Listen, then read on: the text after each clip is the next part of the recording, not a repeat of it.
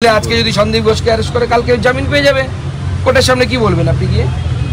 তথ্য প্রমাণটা কোথায়? সিবিআই বা যে কোনো তদন্তকারী সংস্থাকে পলিগ্রাফিক টেস্ট কখন করতে হয়? যখন সার্কামস্ট্যান্সিয়াল এভিডেন্স পাওয়া যায় না। সার্কামস্ট্যান্সিয়াল এভিডেন্স পাওয়া যাচ্ছে না কেন? ক্রাইম হয়েছে বডির উপর, বডি নেই, বডি পুড়িয়ে দেওয়া হয়েছে জোর জবরদস্তি। যে এলাকায় ক্রাইম হয়েছে সেখানে গরু চড়ানোর মতো সন্দীপ ঘোষ এবং তার দলবল চড়ে এসেছে। আপনার মনে হয় এরপরে কোনো তথ্য প্রমাণ পাবেন? একজন লয়ারকে নিয়ে যাওয়া হয়েছিল, কি উদ্দেশ্যে নিয়ে যাওয়া হয়েছিল সেই লয়ারকে ধরে বা তার বুদ্ধি নিয়ে সেইখান থেকে তথ্য প্রমাণ লোপাট করার চেষ্টা করা হয়েছে কিনা মুখ্যমন্ত্রীর নির্দেশে বা তার অনুপ্রেরণায়? তথ্য প্রমাণ না থাকলে সিবিআই কেন এফবিআই অ্যারেস্ট করতে পারবে না? তথ্য প্রমাণ দরকার। এবার পলিগ্রাফিক টেস্ট, সেই পলিগ্রাফিক টেস্টকে আপনারা জানেন পরবর্তী সময় কোর্টে গিয়ে চ্যালেঞ্জের মুখে পড়তে হয়।